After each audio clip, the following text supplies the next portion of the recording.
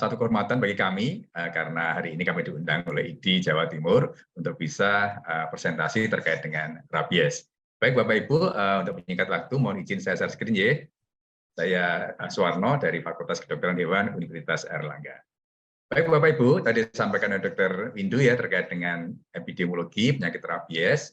Data kami yang bersama dengan Dr. Windu ya. Gambar yang sebelah kanan adalah mapping atau peta dari kasus rabies di dunia, yang di atas adalah diperantarai oleh anjing, di mana daerah yang merah adalah daerah endemis, sementara di Indonesia adalah daerah yang pink ya, artinya endemis dengan kontrol begitu. Sementara bagian bawah adalah rabies yang diperantarai oleh satwa liar begitu. Ternyata ada perbedaan Bapak Ibu antara rabies yang diperantarai oleh anjing dan diperantarai oleh satwa liar. Nah, Indonesia ternyata tidak terdapat ya rabies yang diperantarai oleh satwa liar begitu, karena hampir 98% kasus rabies di Indonesia adalah diperantarai oleh anjing.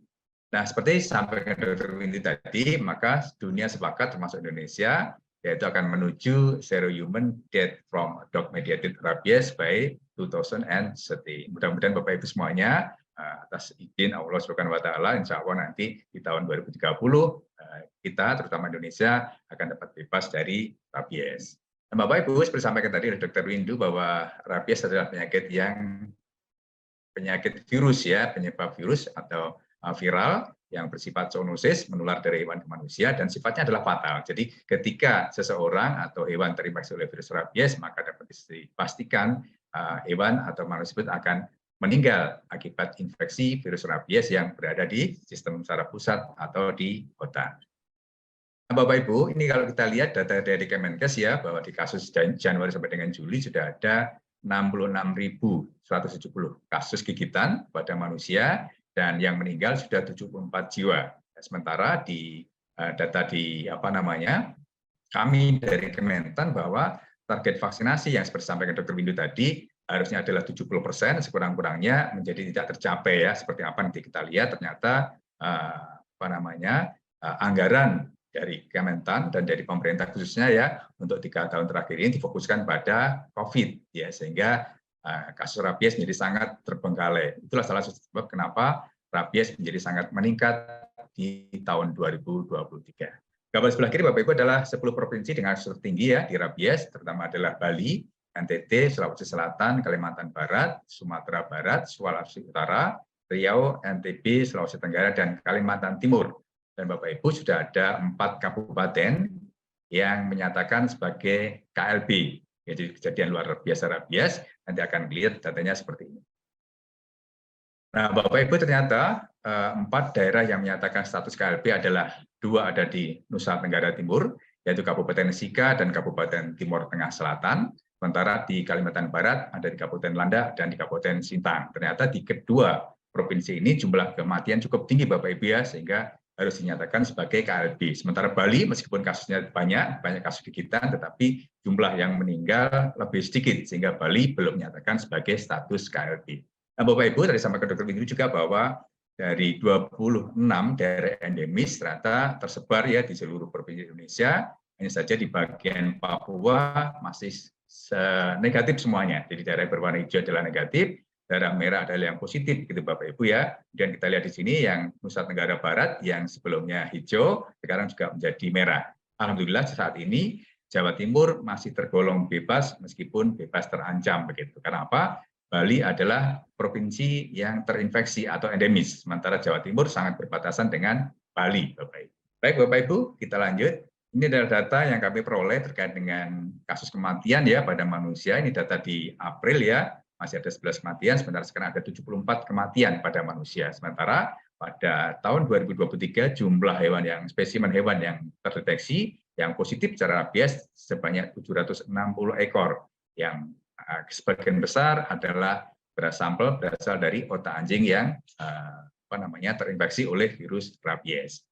Nah, Bapak Ibu, kalau kita lihat bahwa seperti sampaikan Dr. Windu tadi bahwa Indonesia mulai terinfeksi oleh virus rabies di tahun 1884, Bapak Ibu ya, yaitu yang menimpa pada seekor kerbau. Ini terjadi di Jakarta, Bapak Ibu, dan pada manusia 10 tahun kemudian baru terjadi rabies pada manusia, yaitu tahun 1894. Dan anehnya Bapak Ibu, karena memang keterbatasan ilmu pengetahuan saat itu ya, sehingga vaksinasi pada manusia di Indonesia baru dilaksanakan tahun 1916 dan pada hewan baru tahun 1967. Bapak Ibu, kita berharap bahwa rabies adalah penyakit yang dapat ditekan mestinya begitu ya, asalkan yaitu coverage vaksinasinya dapat mencapai 70% dari total hewan penular atau pembawa rabies. Nah, Bapak Ibu, permasalahan sekarang adalah karena di Indonesia pendanaan kurang ya sebagai akibat dari prioritas penyakit lain, misalnya di tahun 2020 ada COVID-19, kemudian di 2023 ya ada penyakit mulut dan kuku, ada penyakit skin disease pada ternak yang menyebabkan semua anggaran terfokus untuk ketiga penyakit ini, sehingga rabies menjadi terbengkalai begitu. Itulah salah satu sebab kenapa rabies masih ada sampai dengan hari ini. Yang permasalahan kedua adalah populasi HPR tidak ada data yang pasti. Jadi sampai dengan saat ini Bapak Ibu, kita tidak bisa mendata berapakah jumlah hewan pembawa atau penular rabies, baik itu anjing, kucing maupun kera. Yang kedua adalah lalu lintas HPR yang masih tinggi, jadi seringkali kita dapatkan lalu lintas hewan ya dari pihak karantina, adanya laporan terkait dengan lalu lintas hewan, baik itu anjing, kucing, dan kera ya. Kemudian juga belum teridentifikasinya reservoir apa yang ada di Indonesia, ya meskipun data kami adalah 3 hewan spesies besar, yaitu anjing, kucing, dan kera yang mendominasi penyebab atau reservoir dari rabies di Indonesia. Namun demikian, kalau kita lihat apakah hewan mana tidak berpotensi sebagai penular, masih belum dapat ada datanya. Kemudian juga yang tidak kalah pentingnya adalah konsumsi daging anjing yang masih tinggi Bapak Ibu ya. Kita lihat di Sulawesi Utara Bapak Ibu masih banyak orang menjual daging anjing, dan demikian juga di beberapa provinsi di Indonesia juga begitu ya. Dan yang keempat adalah peran One Health yang seperti disampaikan dari Dr. Windu ternyata masih belum bisa optimal ya, meskipun sudah ditetapkan sejak tahun 2007 Indonesia menganut prinsip One Health. Itulah Bapak Ibu yang menyebabkan kenapa rabies masih ada di Indonesia sampai dengan detik hari ini. Nah, Bapak Ibu, kalau kita lihat bahwa di reservoir rabies ada beberapa kelompok ya. Yang pertama adalah urban rabies yang 90% penyebabnya adalah ditularkan oleh anjing, seperti kita tahu terjadi di Indonesia. Kemudian rural rabies adalah diperankan oleh ternak. Di dalam hal ini ternak bisa terinfeksi oleh virus rabies akibat gigitan dari anjing. Misalnya yang pernah dilaporkan ada sapi, ada kuda, kambing, domba ya, ada musang, ada tikus, ada gajah dan sebagainya ya. Ternyata punya peran penting ya di dalam proses untuk terjadinya rabies meskipun tidak menularkan ke hewan yang lain. Kemudian juga peranan satwa liar Bapak Ibu Indonesia ya, kita belum pernah tahu pasti misalnya berapakah atau adakah peran dari misalnya anjing hutan begitu ya di dalam proses sebagai reservoir. Yang kita tahu saat ini adalah 98% kasus di Indonesia disebabkan oleh anjing sebagai penggigit dan hewan pembawa rabies. Sementara di bad rabies adalah rabies yang ditularkan oleh kelelawar. Nah ini Bapak Ibu ternyata laporan sampai dengan hari ini belum ada laporan rabies disebabkan oleh gigitan kelelawar. Karena apa? Di Indonesia ternyata tidak ada spesies sebagai penghisap darah. Yang ada adalah spesies kelelawar yang sebagai pemakan buah Bapak Ibu. Tapi dengan demikian pernah dilaporkan ada di Bali ada 3 spesies dan di Riau ada 3 spesies kelelawar yang ternyata positif membawa Lissa virus. Jadi kalau Lissa virus positif belum tentu rabies Bapak Ibu ya, karena Lissa virus adalah kelompok genus dari rabies. Sementara rabies adalah termasuk spesies dari genus Lissa virus. Nah Bapak Ibu, ini adalah kalau kita lihat di sini ya bahwa peranan kenaian reservoir yaitu anjing punya peran besar ya di dalam menginfeksi baik itu anjing, kera, kucing, manusia maupun ternak lainnya. Nah inilah peran besar kenaian reservoir terhadap kasus rabies yang ada di Indonesia. Sementara tadi sampaikan bahwa di wildlife reservoir terutama adalah rabies belum kita dapatkan data yang pasti ya. Sementara ada laporan terkait dengan positif Lissa virus yang belum tentu dia adalah rabies. Nah, Bapak Ibu, yang menjadi peran besar di dalam penularan rabies di Indonesia adalah anjing. Kenapa demikian? Kalau kita lihat di sini adalah banyak anjing yang berpemilik, yang semula berpemilik ya, punya tuan begitu, tapi makin lama karena mungkin dia sudah tua ya, sudah mungkin kurus, penyakitan, akhirnya dilepas liarkan begitu ya. Dan kedua adalah anjing yang memang tidak berpemilik, yaitu anjing liar. Nah, kedua ini membentuk anjing urban begitu ya, yang punya peran besar di dalam proses penularan rabies dari anjing ke manusia. Nah, sulitnya Bapak Ibu menghandle anjing atau HPR dan mengendalikan dinamika populasi anjing liar. Nanti kita lihat Bapak Ibu seperti apa ya. Baik Bapak Ibu, ini adalah manajemen populasi anjing kalau kita di Indonesia, beberapa pecinta anjing yang memiliki kelompok anjing ratusan ya atau bahkan lebih dari 200 gitu ya. Banyak sekali baik pecinta anjing maupun pecinta kucing yang ada di Jawa Timur tentunya ya banyak sekali Bapak Ibu. Nah, salah satu kesulitan kita adalah mengendalikan tingkat populasinya Bapak Ibu karena tingkat populasi reproduksi dari anjing dan kucing sangat cepat sekali ya. Dalam hal ini kalau kita pernah lakukan sensus begitu hari ini dan sebulan lagi tentu datanya akan sangat-sangat berbeda. Nah, Bapak Ibu, meskipun kita sudah pernah lakukan ada sterilisasi ya dengan cara ovariohisterektomi pada hewan betina, kastrasi pada hewan jantan, kemudian juga beberapa terjadi eliminasi ya, kita bunuh anjing tersebut dalam kondisi tertentu begitu, kemudian juga sudah mengendalikan manajemen habitat, mengendalikan lalu lintas HPR, melarang konsumsi daging, ya, melakukan vaksinasi, tapi tetap saja kita masih belum bisa mengendalikan berapa jumlah populasi yang ada di Indonesia. Menurut data dari WHO bahwa estimasi populasi rasio manusia dan anjing di suatu daerah adalah berkisar antara 16 sampai 32. Nah, Indonesia kira-kira adalah setiap 32 orang terdapat 1 ekor anjing. Jadi bisa kita hitung Bapak Ibu ya, berapakah populasi anjing yang ada di Indonesia bila jumlah penduduk di Indonesia adalah sebanyak 770 juta lebih. Nah, Bapak Ibu, yang penting adalah dalam kita mengendalikan populasi adalah tercapainya kesehatan bagi hewan ya dan kesehatan untuk kesejahteraan hewan. Jadi tercapainya kesehatan dan kesejahteraan hewan. Jadi yang sejahtera tidak hanya manusia Bapak Ibu ya, hewan juga perlu sejahtera, sehat dan sejahtera sehingga tidak menimbulkan atau berperan sebagai vektor maupun reservoir dari penyakit-penyakit yang sangat berbahaya. Nah, Bapak Ibu, ini adalah gejala rabies ya pada hewan ketika virus rabies belum mencapai sistem saraf otak. Jadi tujuan akhir virus menginfeksi pada hewan maupun manusia adalah tercapainya di dalam otak atau sistem saraf pusat, Bapak Ibu. Nah, ternyata gejala sebelumnya adalah ada demam ya, ini wajar Bapak Ibu karena ada gigitan anjing tadi ya pada hewan yang lain. Jadi hewan yang tergigit menjadi sangat mengalami demam begitu. Kemudian ada inflamasi, kemudian biasanya anjing mulai menyendiri, nyeri di tempat gigitan ya, betul. Kemudian anoreksia, tidak mau makan, refleks kornea mulai berkurang atau menghilang, pupil meluas dan kornea mengering, tonus ototnya bertambah, mulai tubuhnya mulai kaku-kaku gitu ya Bapak Ibu, dan kadang-kadang ditimbulkan atau disertai dengan adanya gatal-gatal pada wajah, sehingga anjing tampak seperti tergambar, dia menggaruk-garuk wajahnya ya, berarti memang ada indikasi gatal ya atau alergi pada tempat gigitan dan sebagainya yang menyebabkan anjing seperti ini. Nah, gejala yang spesifik pada anjing atau kucing atau hewan lain adalah seperti ini Bapak Ibu ya. Ada 2 bentuk, yang pertama adalah bentuk furious rabies, yaitu bentuk ganas, yang kedua adalah bentuk dam rabies atau tenang. Nah, di mana bentuk furious lebih banyak kasusnya Bapak Ibu ya, 70-80% terjadi pada anjing yang mengalami infeksi virus rabies dibandingkan dengan bentuk dam.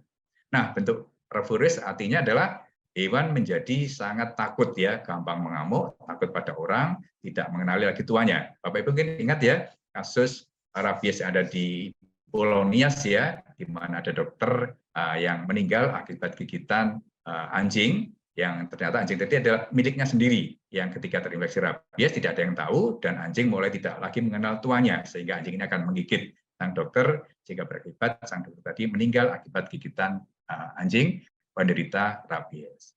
Kemudian yang kedua adalah perubahan suara ya, dia mulai menggonggong, menggeram ya dengan suara yang serak. Kemudian ini Bapak Ibu bersama dengan manusia ya, ada hidrofobia, takut pada air, ada aerofobia, takut pada udara, dan fotofobia, takut pada sinar. Oleh karena itu beberapa anjing yang menunjukkan gejala ini dia akan sembunyi di tempat yang gelap karena dia takut dengan cahaya. Kemudian jika pada gejala yang lebih lanjut terjadinya hipersalivasi, yaitu busa pada mulut seperti tampak pada gambar. Kemudian juga ekor diletakkan di antara 2 kaki belakang, biasanya kalau anjing itu stres Bapak Ibu, jadi gejala ini tidak spesifik Bapak Ibu ya, ekor di antara kedua kaki belakang tidak spesifik karena apa? Setiap anjing yang stres biasanya juga tampak seperti itu ya, memasukkan ekor di antara 2 kaki belakang. Tapi menunjukkan bahwa jika ada gejala seperti ini, bahwa anjing pasti mengalami sesuatu, stres sesuatu gitu ya, baik stres karena ketakutan, atau infeksi dari penyakit-penyakit lainnya. Kemudian diikuti dengan adanya gejala stadium paralisis, kejang, koma, dan akhirnya anjing akan mati dalam waktu 4-7 hari setelah gejala yang pertama. Nah, bagaimana dengan bentuk dam, Bapak Ibu? Itu bentuk tenang, di mana hewan menyendiri ya, seperti disampaikan tadi, kemudian sembunyi di tempat gelap dan sejuk, ya, dengan tekanan terjadi tadi ya, ada hidrofobia, aerofobia, dan fotofobia. Kemudian anjing kehilangan sifat lucu yang menyenangkan atau menjengkelkan, lumpuh, paralisis, dan hewan akan mati dalam waktu 3 hari setelah gejala pertama nampak. Dan sekali lagi Bapak Ibu, yang paling berbahaya adalah rabies dalam bentuk ganas atau virus rabies ya, di mana menimpa 70-80% kasus gigitan baik pada manusia maupun pada hewan. Nah, Bapak Ibu, ini adalah kasus gigitan pada hewan maupun pada manusia ya, di mana kalau pada manusia gigitan yang berada di kaki itu biasanya risikonya lebih kecil Bapak Ibu ya, daripada gigitan pada tangan ataupun pada bagian bodi lainnya ya, dibandingkan di bagian kepala. Di bagian kepala, gigitan pada bagian kepala otomatis akan mempercepat kasus terjadinya rabies. Sementara pada hewan, gigitan pada HPR ya, pada hewan yang sehat, jika hewan sehat tadi divaksin tentu tidak akan menimbulkan gejala. Tetapi pada gigitan pada hewan yang tidak mengalami vaksinasi tentu akan mempercepat dan memperluas penyebaran virus rabies yang ada di tubuh hewan yang sehat tersebut. Nah, Bapak Ibu, ini adalah masa inkubasi yang disampaikan oleh Dr. Windu ya, bahwa pada hewan biasanya masa inkubasinya bisa berkisar paling cepat 1 minggu dan bisa 4 bulan atau lebih. Nah, data yang terbaru yang kami peroleh dari jurnal ternyata pada manusia masa inkubasinya bisa sampai 25 tahun Bapak Ibu ya. Ini terjadi ada pria di asal India ya yang digigit anjing pada umur 23 tahun dan baru meninggal di umur 47 tahun. Jadi artinya hampir 25 tahun virus ada di dalam tubuh penderita dan tidak tampak, kemudian baru tampak setelah virus mencapai sistem saraf pusat. Demikian juga ada laporan dari gadis imigran asal Vietnam yang meninggal di Australia dengan masa inkubasi 6,5 tahun. Rupanya panjang pendeknya masa inkubasi sangat dipengaruhi oleh pertama adalah virus load, yaitu virus yang ada di dalam kelenjar ludah anjing ketika dia menggigit, kemudian juga umur penderita, kemudian keparahan gigitan, apakah dia menggigit ya dengan otot yang terkoyak begitu, makin dalam gigitan akan lebih parah begitu ya. Kemudian lokasi gigitan dengan otak makin dekat dengan otak, maka kasus rabies akan menjadi semakin tampak begitu. Kemudian spesies hewan yang menggigit juga begitu punya peran dan varian virus Bapak Ibu. Nah, kami punya cerita ternyata pernah ada pemotongan anjingnya di daerah Jawa Tengah ya. Ternyata setelah dicek otaknya positif dengan FAT, tapi hewannya tidak menunjukkan adanya gejala. Mungkin ini disebut sebagai dam rabies atau rabies dalam bentuk jinak begitu. Baik Bapak Ibu, ini adalah kalau kita lihat ya perjalanan virus rabies untuk mencapai otak itu dia berjalan dengan jangka waktu 12-14 mm per hari. Bapak Ibu bisa bayangkan ya. Sebelum virus mencapai otak, dia akan berjalan 12-14 mm per hari. Tapi begitu virus ini mencapai otak, dia akan menjadi kecepatan yang lebih besar ya untuk mencapai sistem saraf pusat, terutama di hipotalamus, yaitu dengan kecepatan 200-400 mm per hari. Nah, Bapak Ibu ternyata di dalam penyebaran tadi, virus menginfeksi dari sel ke sel saraf melalui retrograde axonal transport. Jadi secara aktif, virus akan juga menuju ke sistem saraf pusat, gitu Bapak Ibu ya. Yaitu melewati yang pertama adalah reseptor neurotropin, kemudian neuronal cell adhesion molekul, dan yang ketiga adalah reseptor cluster. Jadi artinya semua bagian dari sel saraf punya peran ya di dalam mengikat virus rabies untuk dapat masuk ke dalam sel. Nah, Bapak Ibu ini adalah pencegahan ya Bapak Ibu apabila Bapak Ibu memiliki hewan, terutama adalah anjing, kucing, dan kera, maka tolong dikandangkan hewannya ya atau diikat begitu. Kemudian jaga kesehatan hewannya, kemudian jangan lupa lakukan vaksinasi rabies secara rutin dan teratur setiap tahun sekali. Ini memang diperlukan untuk membentuk antibodi yang protektif, Bapak Ibu. Seperti apa nanti kita lihat, Bapak Ibu ya. Kemudian juga jika ada kasus rabies di lokasi Bapak Ibu harus segera dilaporkan. Kemudian surveillance dan pelaporan kasus juga cukup harus tetap dilaporkan. Kemudian juga vaksinasi program hewan domestik dan satwa liar juga begitu. Dan yang penting kontrol populasi anjing, kucing, dan kera. Nah, dari kami dari kedokteran hewan biasanya sudah sering kali melakukan kontrol populasi anjing, kucing, dan kera ya dengan cara tadi ada lakukan kastrasi maupun ovariohisterektomi ya untuk mengurangi jumlah populasi anjing, kucing, dan kera. Nah, Bapak Ibu, ini adalah vaksin rabies untuk hewan yang beredar di Indonesia. Ada 5 jenis ya. Yang pertama adalah ada kelompok Rabisin, ada kelompok Defensor, ada Neurabivax, ada Capivax. Yang 2 di atas adalah produksi luar negeri, dan yang 2 di bawah adalah produksi dalam negeri, Bapak Ibu. Dan ternyata di tahun ini ada 1 lagi tambahan, yaitu vaksin oral rabies. Nah, nanti akan kami sampaikan bagaimana vaksin ini mulai bekerja ketika diberikan pada anjing. Dan semuanya berharap anjing, kucing kera, atau hewan lainnya yang mendapatkan vaksinasi rabies akan memperoleh protective antibody threshold, yaitu dengan nilai lebih besar atau sama dengan setengah IU per mili titer antibody yang terbentuk. Kalau kurang dari itu, hewan menjadi tidak protektif, dan lebih dari itu aman Bapak Ibu ya, sehingga Bapak Ibu tentunya kalau memiliki anjing, kucing, dan kera harus divaksin, dan titer antibody harus menunjukkan titer lebih dari setengah IU per mili. Baik Bapak Ibu, ini adalah vaksinasi seperti disampaikan Dr. Winnie tadi bahwa rabies 100% dapat dicegah. Pada hewan, vaksinasi akan menghentikan penyebaran virus rabies, dan pada manusia akan menyelamatkan jiwa dari infeksi virus rabies. Oleh karena itu, Bapak Ibu, monggo sama-sama dari bidang kesehatan, Bapak Ibu dokter, dan juga dari kami, kedokteran hewan, sama-sama untuk bisa melindungi ya, baik itu jiwa manusia maupun hewan dari infeksi virus rabies, supaya rabies bisa segera hilangkan begitu ya, dienolkan seperti tujuan semula oleh pemerintah maupun dari pusat begitu ya. Di tahun 2030 kita harus bisa bebas rabies.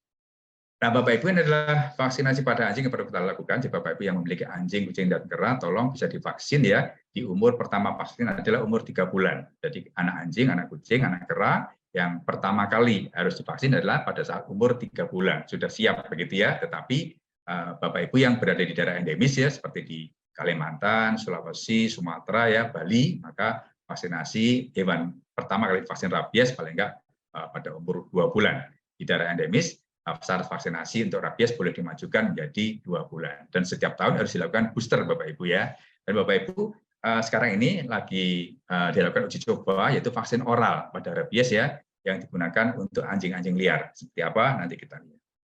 Nah, Bapak, ini adalah laporan kami terkait dengan uji coba vaksin rabies oral di Bali ya, yang sudah pernah kami lakukan Bapak Ibu, beberapa teman dari Direktorat Kesehatan Hewan, dan juga dibantu dari beberapa pejabat di Kementan, sama kami sudah melakukan uji coba vaksin oral rabies di Bali. Tentunya seperti ini Bapak Ibu ya, ini adalah vaksinnya dalam bentuk oral, ini adalah umpan begitu, nanti akan diberikan ke anjing. Dan ketika anjing memakan umpan tadi, maka lidahnya akan berwarna biru, yang berarti vaksin ini sudah masuk Bapak Ibu ya ke dalam tubuh anjing. Nanti virus tadi di dalam tubuh anjing akan berkembang biak dan membentuk antibodi yang protektif, sehingga anjing akan memiliki titer antibodi yang protektif dan bisa terhindar dari infeksi virus rabies.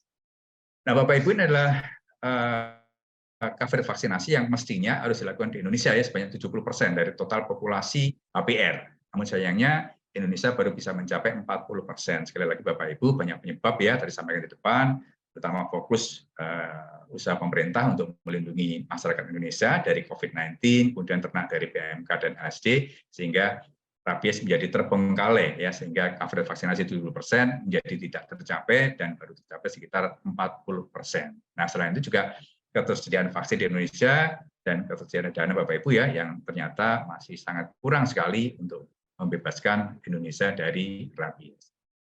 Grafik ini adalah menunjukkan gambaran Bapak Ibu ya terkait dengan coverage vaksinasi harus dilakukan. Jadi beberapa negara ada yang menggunakan data 60%, 65%, 70% sampai dengan 80%. Indonesia menetapkan sebagai angka coverage 70%. Memang di angka ini sudah cukup jelas Bapak Ibu ya, bahwa nantinya hewan yang sudah tervaksin akan terlindungi sehingga akan menghambat penyebar luasan virus rabies yang ada di Indonesia.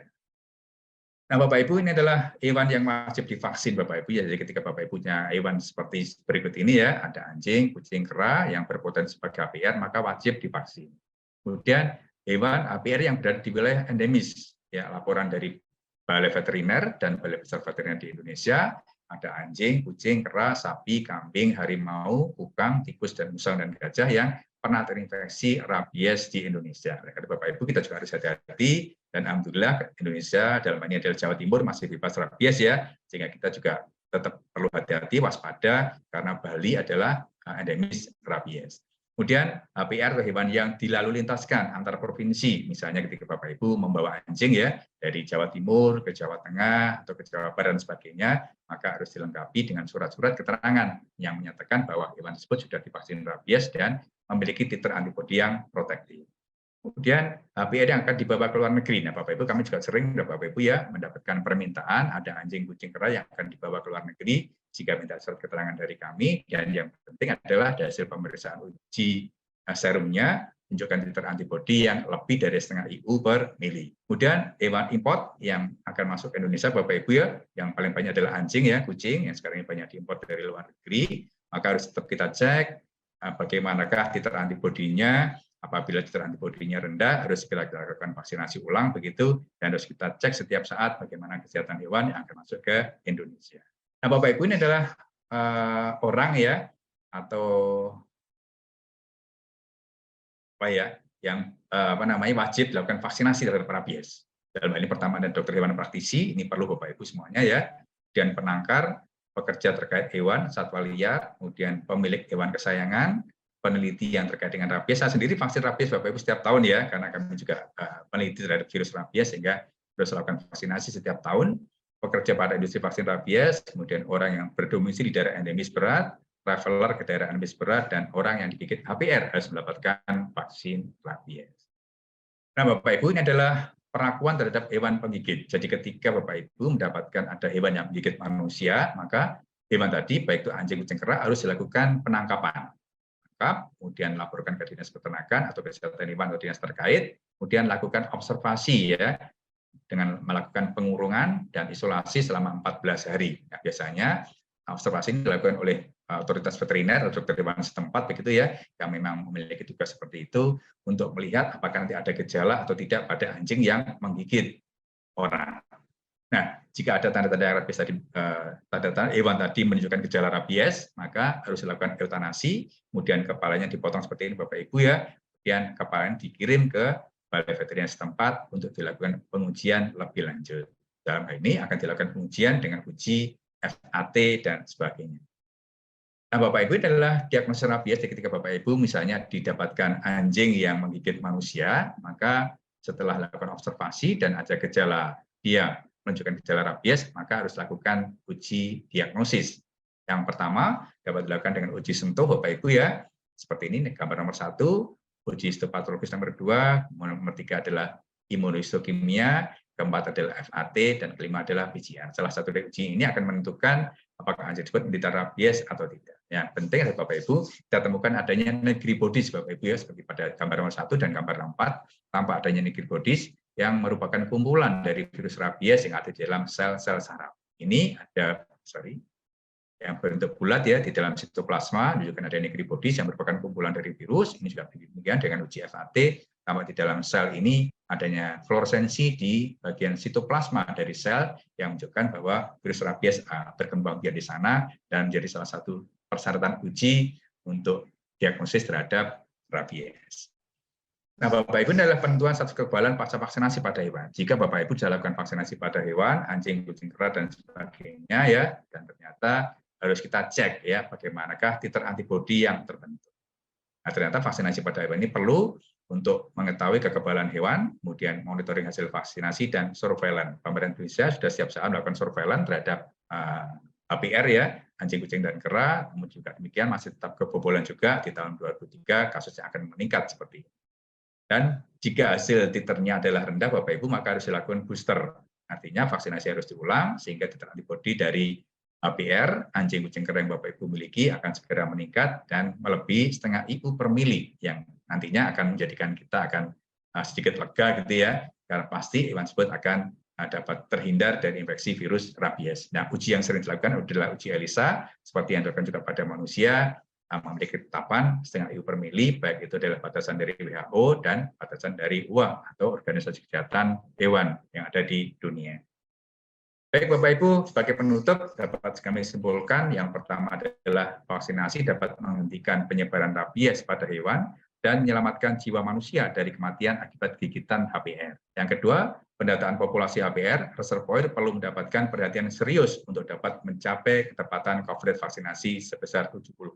Yang ketiga, pemerintah perlu memikirkan penanggulangan secara serius agar di tahun 2030 Indonesia bisa bebas rabies. Yang keempat, Indonesia memerlukan kombinasi vaksin inaktif dan aktif patronasi agar dapat mengcover populasi ABR sampai dengan 70%.